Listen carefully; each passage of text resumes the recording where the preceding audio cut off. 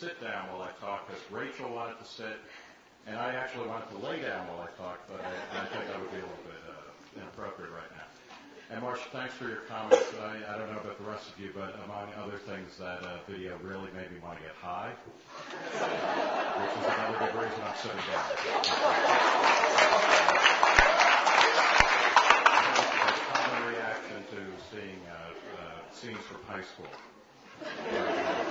But before I start talking, I'm Nick Gillespie. I'm the editor-in-chief of Reason Magazine. We're online at reason.com.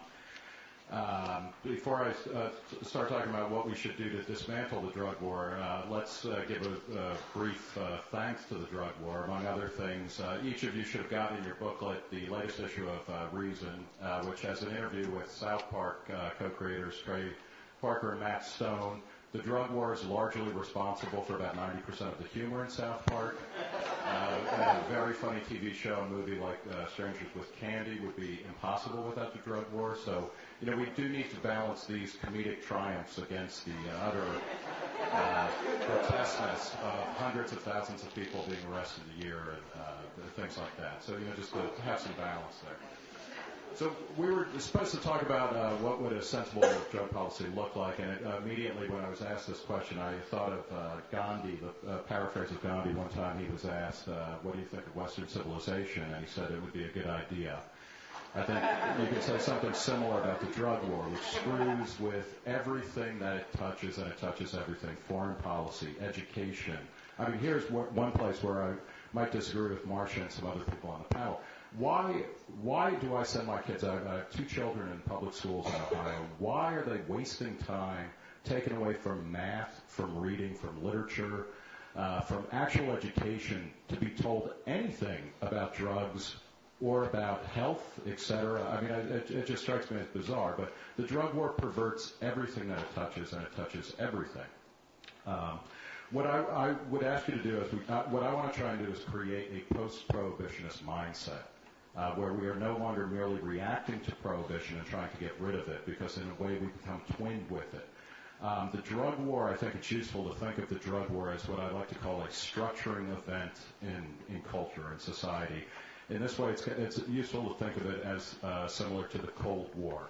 Most of you were born probably after the fall of the Berlin Wall or right around there. You don't remember the Cold War at all, but for effectively 50 years, everything in America, everything from personal decisions to political decisions to foreign policy to domestic policy to education policy, etc., it was all geared and oriented towards the battle between the Soviet Union and the United States, or the free world, between kind of a free enterprise system and a communist system.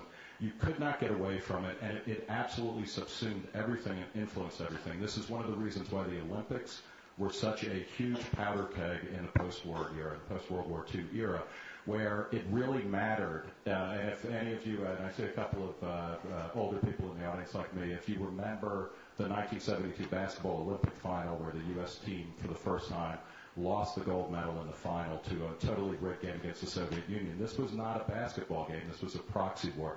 Everything.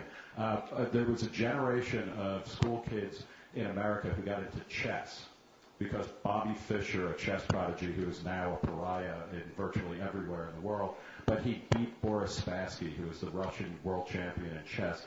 And I mean, there were chess clubs that grew up all over America because of this chess match in Iceland, where finally the U.S., I mean, it was a proxy battle in the Cold War. It touched everything. And yet, the United States in various ways became like the Soviet Union in order to engage and defeat it. So, for instance, the United States banned rock music because it was at various points deemed communistic, at the very same moment that communist regimes were banning rock music because it was deemed capitalistic. We became dark twins of that which we were seeking to defeat. And this is part of the problem with a prohibitionist mindset, is that it creates in us, we live within that framework. And the real question is, how do we get past that? And it's very difficult when something like the drug war is a structuring event in our society. It's the atmosphere that we breathe. It's the water that we swim in. It infuses every interaction in our lives with some kind of meaning that has to do with the drug war. So, the way I think about this is, we talk about the Tour de France, and we're talking about drugs. Major League Baseball, it's all about drugs now, and who's taking them, who's using them.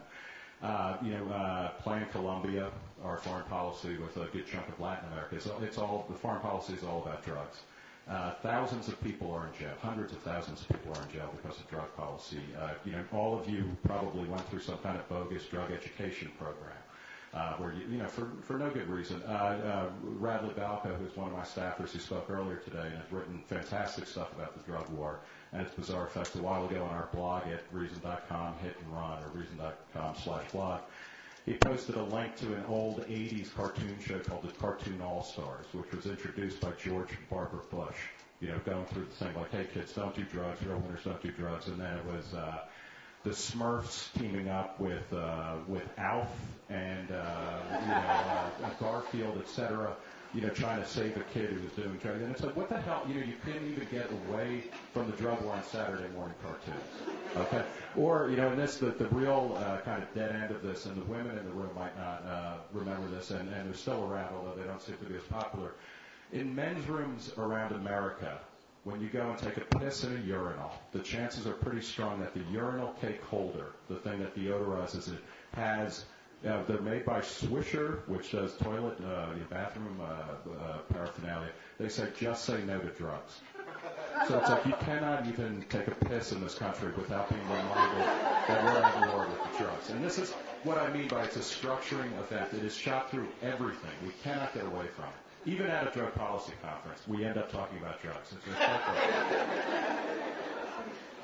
Okay, so the quick version of my sensible drug policy, a post-prohibitionist drug policy, would simply be that it would be smarter to regulate drugs somewhat like we do, and by the way, including prescription drugs. I think there's no reason to think that we need a prescription regime. I think all drugs should be treated equally, and basically they should be regulated something like booze, something like beer, alcohol, except for the fact that our alcohol regulations are themselves an answer to various gyrations of prohibition in America that go back to the founding of the country, actually to the colonial experience of the country before the country was founded with prohibition, and it screwed up. How many of you live in a state, I lived in Pennsylvania for a while, in Philadelphia, where you had to buy, if you wanted to buy wine or liquor, hard liquor, alcohol, you had to go to a state store, which is bizarre. And luckily, you could, in Philadelphia, you could go across the Ben Franklin Bridge. Ben Franklin, a big drinker, by the way, although a temperate man.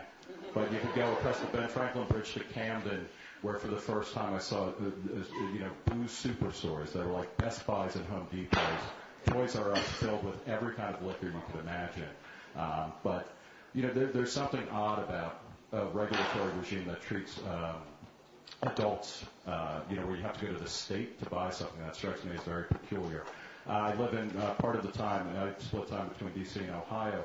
A couple of weeks ago in Ohio, I was going to a friend's house watching football, and I stopped. It was about noon, and I stopped at the grocery store because in Ohio, which is actually pretty strict on various kinds of booze regulation, it was about noon, and I went and got a bottle of wine, and I couldn't buy it until like 2 o'clock or something. And so, what are we adults? Are we free or are we not? This is bizarre. But in any case, that would be, in the short answer, that would be a much more sensible drug policy than the one that we have. Now, then the question is, how do we come and how do we move towards a post-prohibitionist mindset? I want to suggest to you, and this is extremely important for you guys because you're on the front lines of this. And by the way, speaking about drinking, how many of you are in college now? Okay, you have, whether you know it or not, you inadvertently missed out on, universities have been around, give or take about 800 years in a modern form. One of the biggest parts of drinking, or rather, one of the biggest parts of going to university was drinking and alcohol, and it can lead to problems, et cetera. But you guys have been locked out of that because starting in the 80s, and it was all tied to federal transportation dollars, et cetera, there was a massive repeal of individual autonomy at the college level where most campuses are either dry or pretty dry or they want to be dry. And I know I graduated college in 1985 as the legal drinking age was boosting up around the country from 18 to 21. I went to Rutgers in New Jersey, and every year, it was my senior class as we moved through, more and more liquor regulations were put on campus, et cetera. It's radically altered the student environment, and you guys should take a step back and think about that in conjunction with anything you're doing about drug policy.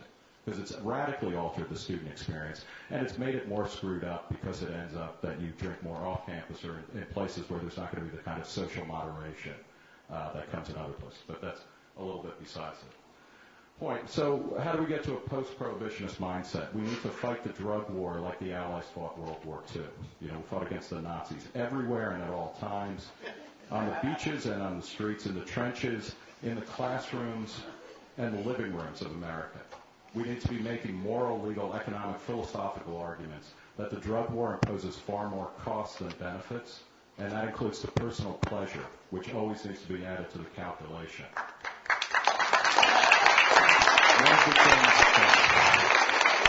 One of the things that we need to do, I think, is to take a page from the abortion movement, the pro-choice movement, which is to tell your stories of responsible drug use. I have, at various points, scandalized C-SPAN as well as the Readers of Reason at various points by just talking about my experience with drugs. Generally speaking, I use drugs fairly responsibly.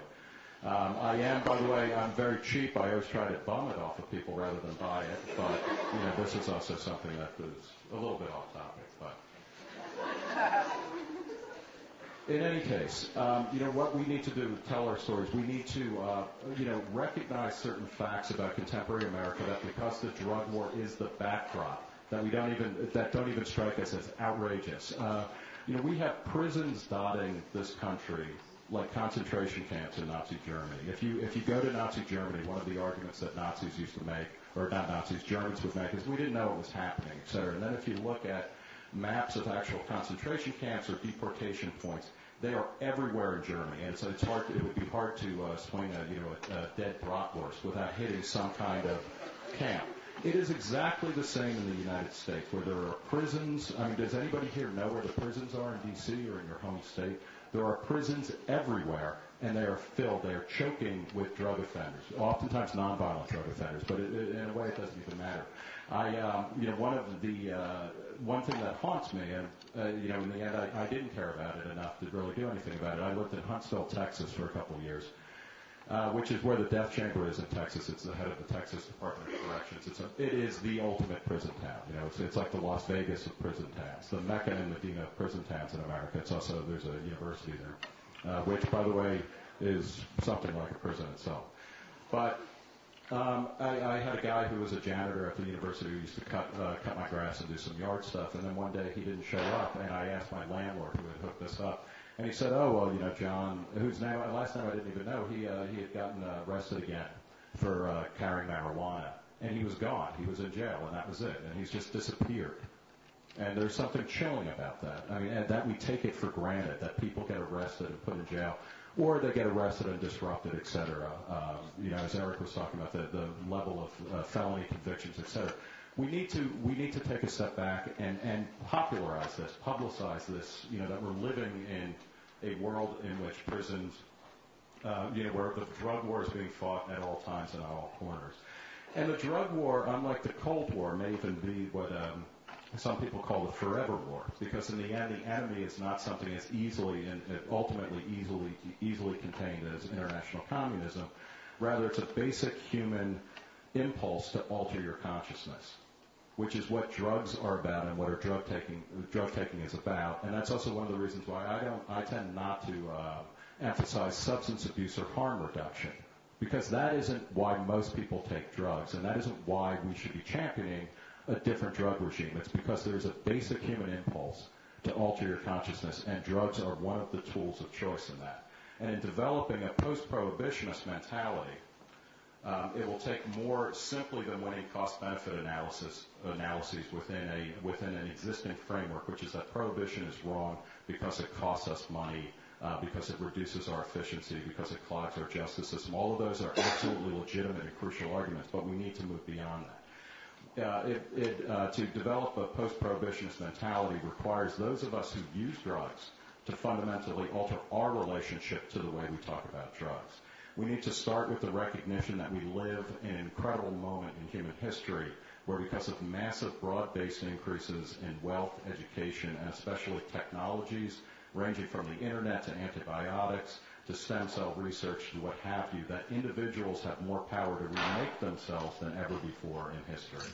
There's an anthropologist named Grant McCracken who writes of what he calls plenitude in contemporary Western Europe and North America, where he says there's a quickening speciation of social types for a lot of reasons: wealth, education, the breakdown of certain long-standing social mores in a positive way, that there are more ways of being in the world, that we're subdividing into more and more different individualized versions of ourselves, of different types of roles and subject positions and identities, that there are more ways of being in the world and more acceptance of this. And this is something else that you guys as younger people, you don't recognize how good you have it. I'm sure we always hear this. Well, I know I heard it from my parents, but think of it if you were gay in high school. It's not easy, but the one thing you know for sure is it's a lot easier than it was in 1970, much less 1940, et cetera. And you can multiply this if you're, in the 50s, you could either be a jock, a nerd, or a hood in high school. Now there's, an infinite number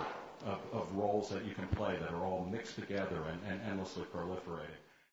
Of self-fashioning, of exploring the world and kind of interrogating your relationship to it. And your relationship with the world, like your relationship with your parents, your siblings, your lovers, changes over time. This means, among other things, that much of the mystical and mystifying language of drug culture will need to be re-examined, and that, like drug warriors who always talk about drugs in this way, we will need to stop imbuing inanimate objects with supernatural powers. Let me stop here because we are getting on time with a final point to kind of start a conversation or set it up. We live in an open-air prison, a drug war gulag that future generations will look back on with the horror upon which we look back on apartheid South Africa or Jim Crow America. It is up to us. It is for us to change the social reality for our sake and our children's sake. The drug war is over if we want it. To paraphrase a famous anti-Vietnam War slogan, it's the end of the war starts up here, and then it proceeds out to social America, or to real America. The starting point for a sensible drug policy, a true post-prohibitionist mindset that does not participate with prohibitionist thinking, would be to take seriously the credo of the Whole Earth Catalog, which was a countercultural magazine that was started in the late 60s and early 70s, and that billed itself as offering tools for living, like different ways of just doing weird, interesting shit, basically. But the Whole Earth Catalog said, and its credo was, we are as gods, and we might as well get good at it. Ironically, the first step towards becoming gods may be to acknowledge that drugs are only one means among many for changing who we are, how we live, and what we will become. Thanks.